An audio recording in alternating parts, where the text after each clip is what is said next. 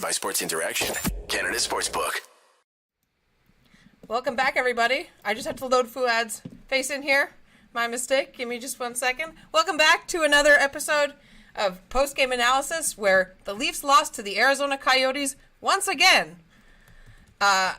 In a terrible 4-2 loss to the Arizona Coyotes. Yep.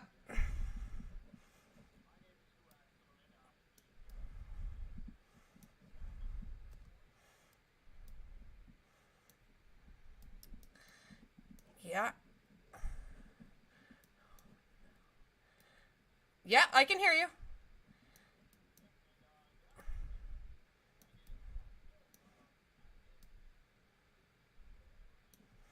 Yeah, that was just enough to give you hope, and then enough to rip it away right afterwards when they have a goal called back for what feels like the 100th time in the last 2 years.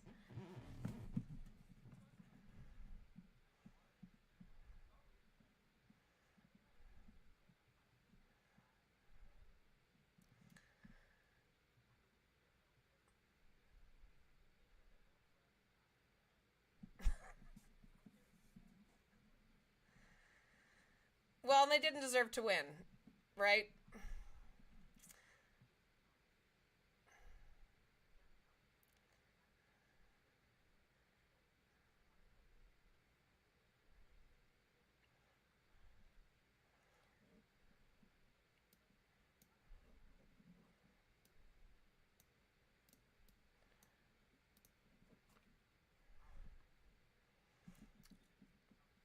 Well, they're going to break your heart, right? Something always does. And a betting man would bet against the Leafs on a game like tonight. And if you want to bet, you can do it at Sports Interaction, Canada's sportsbook. Football continues, the World Series is around the corner, and they have dropped the puck on hockey season. Bet pregame, live in play, or on one of our many prop bets. Made for Canadians by Canadians, Sports Interaction makes it easy to deposit, play, and cash out. Join now and see all that sports betting has to offer. Head to sportsinteraction.com/SDPN. That's sportsinteraction.com/SDPN. Ontario only, 19 plus, and please play responsibly.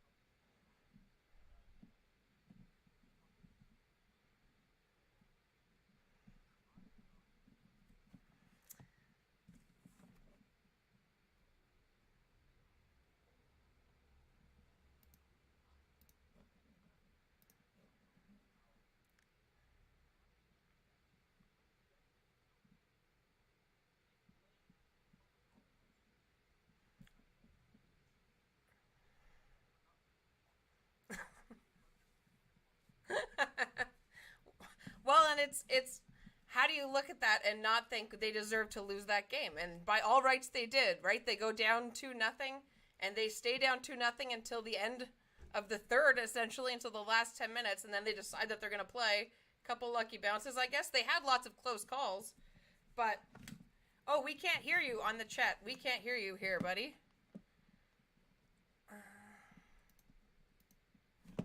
Hang on. All right. Let's see here. Is that better? Do we hear him now? Yes, I think. Can you hear me? I think so. Chat, can we hear Fouad? Hello? Hello. Can they hear me?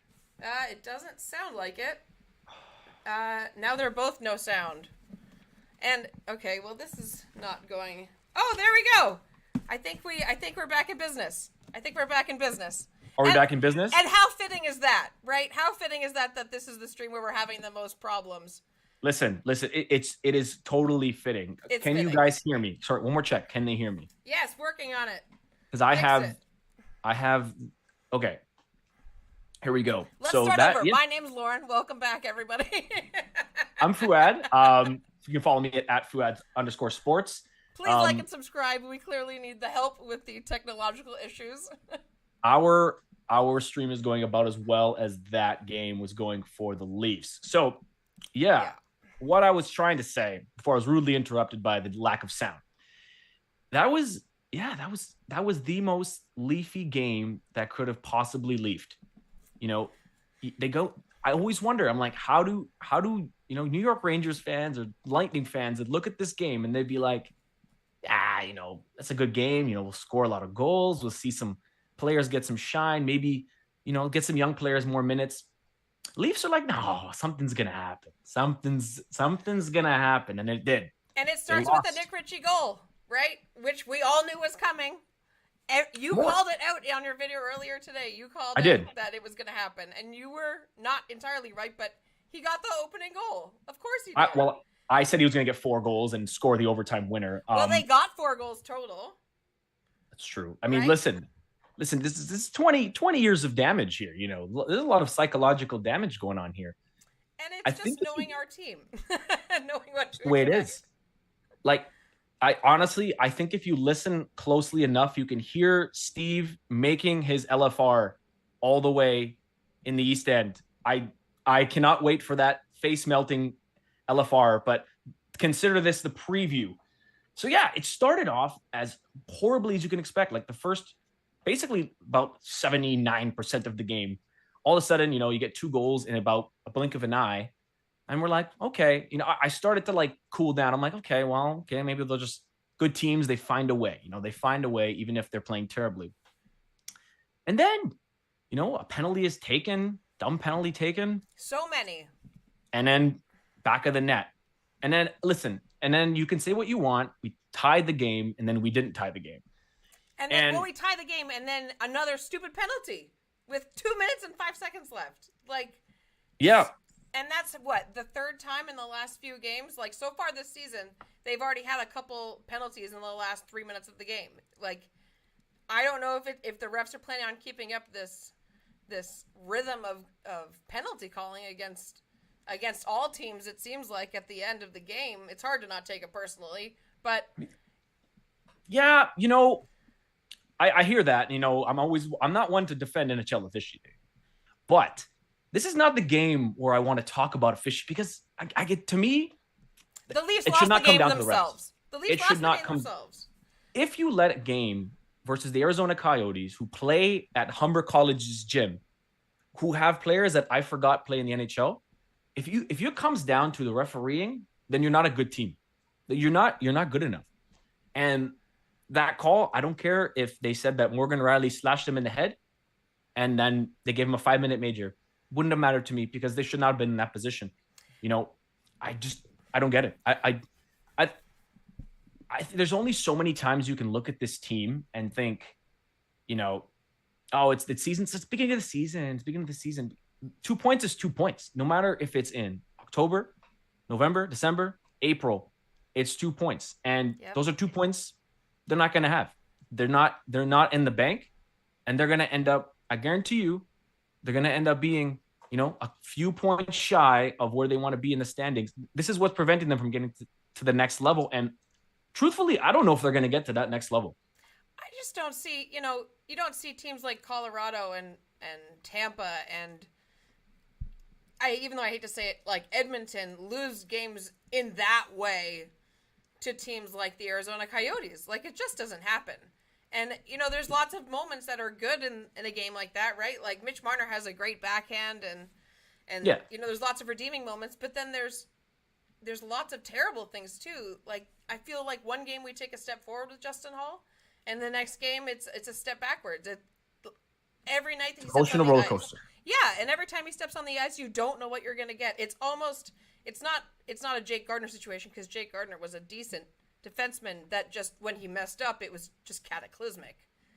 Instead, you just have this player where day to day you don't know which version you're going to get. And, he gives away the puck with 2 minutes left that on the PK that leads to the goal by Gostisbehere. And, if that pass doesn't happen the way that it does, then maybe it goes to overtime and we don't have the technical issues that we have. Yeah, no, they blame the Leafs for all the technical issues. It's all their fault. That's what I'm gonna do. It is absolutely all their fault. I mean, I felt bad. If I was I don't want to hear anything buddy talk bad about the fans in the building. Okay, they tried their best out there. I could hear some goalies go chants going on, but they were kind of like dying out. So you see like go Leafs go, oh Leafs go, And then in the last 10 seconds, there's booing because wouldn't you though? I mean, like you paid a lot of money to like that would be like going it's to a not 5-star cheap. restaurant. It's not It's cheap. like going to a 5-star restaurant, and then you order a steak, and you're like, yeah, I want a medium rare. And they come out burned. You're like, please send this back. They come out hair in it. So like, they have the right to boo. And I'd be booing too. I mean, to me, what I'm saying is I think I've seen like enough to say that I don't think this team, as currently constructed, it has what it takes. Well, I don't think so. Even the wins that they've had so far, I don't think you're wrong. I think that there is obviously, even with wins that they've had, they haven't deserved them. No, arguably, right? no. I mean, I don't know how this management team, after all these years and all the embarrassments. I mean, this is not even close to the top embarrassment. Let's be very clear. There has been a mountain of embarrassments about this team, but how can you look at this currently constructed squad and say 4 rounds in the spring, they can do it? Yeah. I'm sorry. I don't see it. I don't see it. Not with a straight face, right? Well, I mean, we can come in and say, we're Leaf fans. That's like, yeah, Leaf forever. And we're mega fans, or else we wouldn't be streaming about them. But a spade's a spade. This team on the ice is a playoff team. Like, they're going to make the playoffs, okay? Like, I hope they're so. going to go next. I think they will. I mean, they do this every year. They're going to go out, they're going to put some wins together, but they're still going to be middle tier because they let these games drop. And then we're going to be singing the same song and dance in the playoffs. Unless something big changes, and I don't know if you can even make that change in the offseason. I'm sorry, in the middle of the season. I don't even know if that change is available. It just brings me to this lack of confidence that I have in this regime because they've seen so much of this and have just said, this is fine. Like it was like the dog meme in the fire. This is fine. Well, and at what point is it getting to the Babcock stage of hearing the same reasons? Well, we just got to keep grinding. Like if I hear Keefe say in the post game conference after we finish this stream, and he says, "Well, these are lessons we have to learn." How many more lessons? How many more times do you have to do this? Is this fun? Is this Montreal fun? wasn't a lesson? Montreal 3-1 wasn't a lesson? Columbus wasn't a lesson? Any of them. And not only those, like David Ayers wasn't a lesson. Was that not a big enough embarrassment that you went, let's never do anything like that again? Because my 26th birthday. David Ayers game, 26th birthday. My condolences to you, my friend. Oh Good my fun. gosh. Good fun. Speaking of Keefe, after that goal was called back, he was surprisingly calm. Because he was talking to the official, and I expected him to Hellfire? absolutely erupt. I think he needs it. Like I always have a place in my heart for any coach of any sport that just anger. I don't know if you remember the old Raptors coach. His name was Jay Triano. Way back when they were terrible. He was so he was like a bald guy like me. So I could talk about him. So he used to have like a red head and he'd scream. And he was known for smashing the clipboard over his knee. Just like my grade 3 teacher. My grade 3 teacher did that. Yeah. That sounds not good. That sounds not very good for a grade 3 teacher. It was sounds like fine. It was never against us. So, his own leg, good. right? So, yeah, I mean, I don't know what else. Like, what do you think? Like, what does the chat think? What do you think has got to be done here? Because the wake up call nightmare continues. Yes, the wake up call nightmares continue. Please, somebody tell me if we're overreacting here, because I don't think we are. I feel like I feel like I'm in another dimension. Like, this is not early in the season. This is one big long season. Okay, this is 6 years of a season. It feels like just one long whoopee cushion sit. You know what I mean? That's just fluttering, and it's. You know what they're gonna do tomorrow? Thursday. They're gonna go against Dallas, and they're going to play a really good game. I would predict that. And Nick Robertson is going to go toe-to-toe with his big brother, Jason. That's what's Is he? happen. Or they're just going to be like, no, we just want him to develop on the bench a little bit more, I mean, they called him up, right? Since Murray's on LTIR. And I can't imagine calling them up and then not giving him that opportunity, right? I mean, why not at this point? You got to send a message. I mean, clearly they need scoring help, apparently. So let's put all of our hopes and dreams on somebody that's on, an entry-level contract. And if a team that has half of its salary cap locked up to forwards needs scoring help, then we're back here again, right? Well, and it's the same thing as last year in the playoffs where they were like, Matthew Nyes is the savior, and it's like, yeah, what?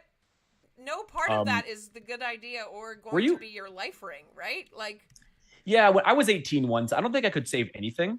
I do not think I could have been a savior of anything when I was 18. So, yeah, well, that's one thing about the LTIR. I was gonna say this if this was a normal game, but I want to say this anyway. How dumb is it that like this NHL salary cap world that like the LTIR makes it so that we are kind of celebrating that a player is injured? Like that's where we are with this salary cap. Like how, and it's not our fault. I don't think it's the fans' fault. I don't think it's our fault, but it's a function of the system where it's like, oh yeah, Matt Murray's hurt. Now we can get 3 more players. I'm like, what? I know. What are we? And the NHL think that's a good product to put on the ice. If you're just joining us, by the way, my name is Lauren. This is Fouad, and we are here in the funeral of another Leafs loss, 4-2 to the Arizona Coyotes. I thought you were going to say the season. I'm like, oof. I'm like, that's even hot for me to say. Well, it's not a funeral for the season, but maybe like a trank dart, right? Like, does this come back to haunt them later down the season? Yes. When you need 2 points. Narrator, yes, it will. Yes, it did. It did, in fact. It did, in the fact. team. 100%. Yeah. 100%. Unit Bilbo asks us, do you think this team has the Leafs number, or is this just some sort of mindset issue? Yes. Yes. No, I mean, I don't think they have their number. I think the hockey has their number. I just feel like I think that their lack of hard play against teams that they believe to be lesser than them is not necessarily, I'm going to say, an active choice, but it's evident. Like, they haven't beat the Coyotes since February 2021, I believe, or 2020. And they lost every single game to Buffalo last year. Like, gestures broadly to everything. I think that they do have a mindset problem, as made evident in their late collapses, right? But I don't even know what it is. Like I and I guess you always defend. Like I've been a defender of the management because sometimes I'm like, what else can this management do? They keep putting on, they keep providing what the team needs. They're putting out these good players, putting out, getting what they need, and then. But now at this point, I'm beginning to question them. I'm like, at what point, I understand that you love, you really believe in your guys and you're gonna go down with the ship, but at what point do you? At some point, as a talent evaluator or as a manager, you have to look at something in any field and say, this thing here is not working. No, and that's for lack of a better term, at some point you have to pour it off the pot, right? Like that's and. So far, can we say that Justin Hall is the best option for that position at that price tag? And maybe some of the suffrage that the Leafs are going through right now with not having better players is how many first-round picks did we give away in a row? That maybe one of them could have been a defenseman, maybe another one could have been a left winger, right? I mean, they gave one away. They gave one away to dump Patrick Marleau. They gave one away to get Nick Foligno. Like, how many? Come on. I know. I hate to bring that wooden stake back up, but man, like, they're basically at this point. You feel like, what are they gonna like? Are they gonna do the same thing at the deadline and paper over the same core? I mean, I guess so. What else are you gonna do? Probably. I mean, Dubas doesn't have a contract. If he makes a big move, right? If Dubas makes a big move. Something that we all think and don't believe isn't going to happen because it's not part of his process, which fair enough. Process. If he was to do that and it backfires like the Foligno trade, how does that not become the move that gets him no contract and out the door. And in turn, have Matthews go out the door, because from everything that's been reported, it sounds like those two are invisibly linked together without anyone having said it in so few words, right? Like, yeah. I mean, I feel bad on the top of Matthews, I feel like the questions just getting a little out of hand with Matthews. I mean, like, the guy cannot sign a contract now. He's not allowed. He's not allowed to do it. But did you see the question that, I don't know what reporter, I wouldn't even tell the reporter, I don't want to call anybody out, but somebody asked him, again, he's like, Austin, can you tell us about the first time you saw the Coyotes play? And you could audibly hear his voice. The eye roll came through his voice. His voice sounded like when, like, the Ipsos poll people call you at dinner. They're like, hi, we want to conduct a short survey. He's like, I've answered this question a lot of times over 6 years. Yeah. Apparently he still answered the question, but it's still like, he has a blue Lamborghini, guys. Come on. I mean, you can always get it. You can always get it. You can get it wrapped. You can get it wrapped in the Kachina colors, or what's that? I'm just saying. It's got a blue Lamborghini. Oh boy, oh boy. Is it just King Lau says? Is it just me, or does the Leafs put a handicap on themselves to match the opposing team because they play well versus good teams? Well, do they though? I wouldn't necessarily. I mean, good question. First of all, but I wouldn't say they play very well against super great teams. Sometimes they can, right? There was a couple games last year where they played against the Oilers, and they did from what I remember, they did a pretty good job, like, shutting down McDavid and still scoring, right? But, you know, then they get the yips when it comes to teams that are sub 500. What kind of logic is that? Listen, the two losses are two teams that are likely not going to make the playoffs. Sorry, Andrew Berkshire, but I don't think the Habs are going to make the playoffs. But those are two teams. We can only hope. I mean, they're still pretty. I mean, hey, again, they beat us. They beat us. So stop it. You can't say nothing. You're on Game Over Toronto. You see this, right? Like right here. yes, but as a Toronto fan, I have license to be a hater as well. It's just part of the experience. Okay, it's not being a Tampa Bay fan. It's not all sunshine and rainbows. Okay.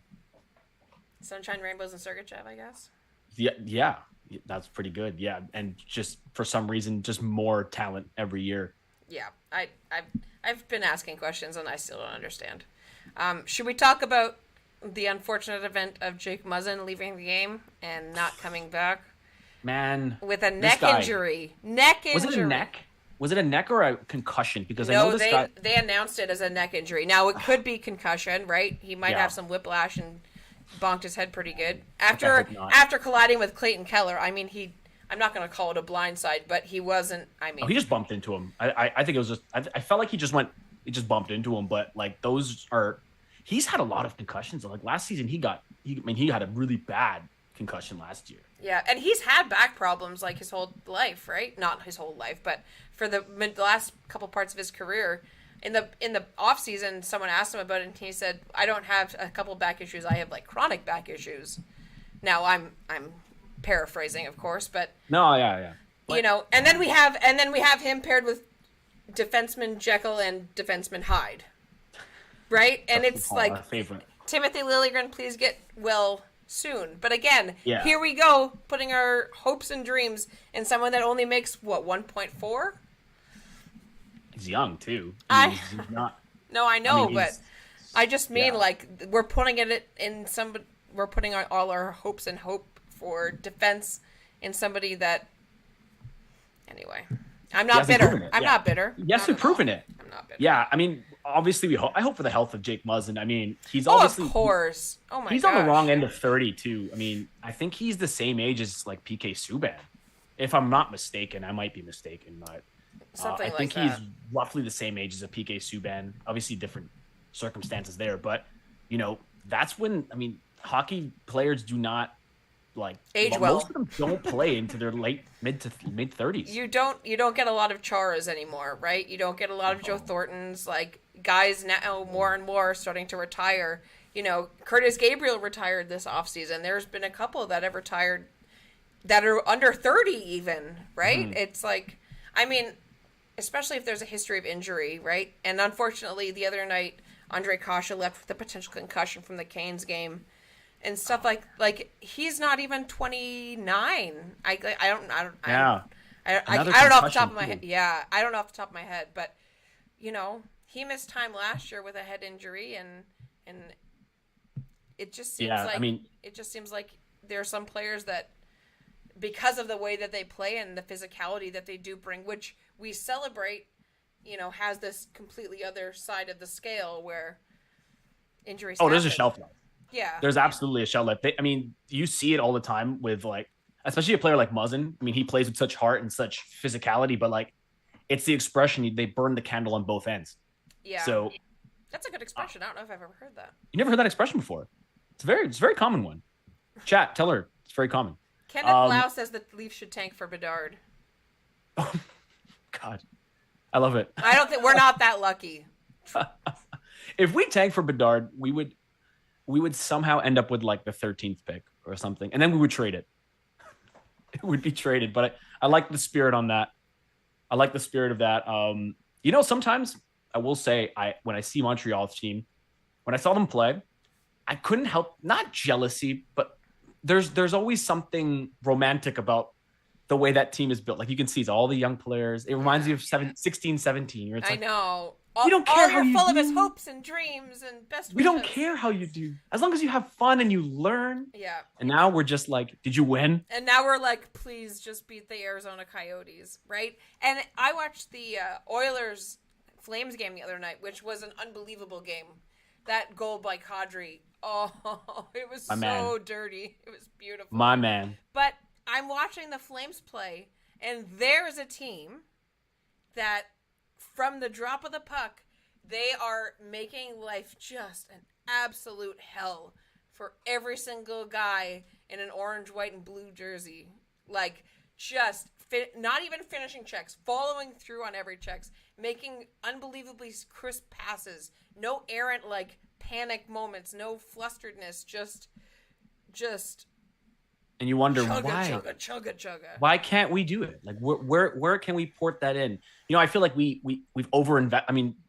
People have said this. You can go on Twitter and any hockey board and anybody, all analysts everywhere. It's you can't put all your eggs in one basket in hockey. There's a cap, right? If this was 2002, where you had the Red Wings we're just gonna sign everybody, or the Leafs, but they didn't sign the good players, in those times. But they're overinvested in forwards. We've said this for years, but you need different ways to play in hockey. If you're trying to build a basketball team, so I'm a big basketball fan, right? Mm-hmm. And if you have 3 superstars, you're going to make the playoffs easily because that's the way the game is. But in basketball, there's only 12 players on each team and 8 play each night. Yeah. Hockey, it's 21 players, all 21 players. Yeah, I think. It takes a village, right? It really does. Takes a village. So I feel like they're trying to build it like an NBA team. I've been saying this for years, and it's very much, hockey is very much not basketball. Well, and what if they... if you think about how William Nylander and Mitch Marner and Matthews play, they're not all the same player, but they have a very similar style. Now, Tavares is a little bit different. Yeah. But if you had somebody different, I don't know, not a Kyle Connor, if a Brady Tkachuk or a David Pastrnak who's dirty, but just an unbelievable shot, even though I hate. You need them. You need the hate guys. I know. You need those guys. I know. One thing, when I saw Wayne Simmons get called up, not to say he's the solution. He's, again, wrong side of 30, a lot of injuries. But, out of all the players that we, past prime stars we had, Spezza, Joe Thornton, I'm probably missing somebody, but Wayne Simmons, I would say if we could port over the player in their prime, if we could turn them into their prime, which one I would pick, it'd be Wayne Simmons. Because he played with such heart and such tenacity. I hated when he was on Philly. And scored 30 goals. Yeah. Yeah. And he's a tank. Yeah. He loves punching faces. Yeah. I know. I wish we had him at 25 and not 35. I wish we had him 8 years ago. Yeah. Isn't that literally the slogan of the Leafs? I wish we had him 8 years ago. Well, we're ending there. Summed it up. We're ending the near the stream. So, last minute prediction: which version of the Leafs do we see on Thursday versus the Stars? Do we see what usually happens after a terrible loss where they play fairly decently? Or do we see another one of these where they probably don't deserve to win, and do they pull off a win? Or is it another one like this where they have another goal called back? What do you think? Tell me. I mean, I'm going to say, just going by history and just kind of like reading this team, that they're going to bounce back. I mean, I'm not in the business of predicting wins, but I would say decent chance they win. Obviously, they're going to go with Ilya Samsonov again. Obviously, they're going to go with Ilya Samsonov in net. So I think he'll be able to paper over some of those really bad like bounces that Eric Shalgren was receiving. Mm-hmm. But I think they're going to come out with a better effort, because that's just kind of what they do. They kind of, sleep through class, and then, through the easy classes, and then get out for the harder classes. Yeah. I mean, well, yeah, we'll see. But no, I think they're going to do all right, but it's still not fixing the problem, but we can just pretend for now. How about you? I mean, winning fixes everything, right? So hopefully they get a win and can get some confidence up before they head out to the West Coast road trip. Not a fun start, eh? Not a fun start. Not a fun start. Not great. So we will be back Thursday. Make sure you leave a comment in the comment box down below and in the chat, letting us know your prediction for what's going to happen Thursday and which Jekyll and Hyde version of the Leafs, we're going to see. And once again, for SDPN, my name is Lauren. My name is Fouad. You can catch me on all the socials at Fouad_sports. Make sure you smash that like button, hit subscribe.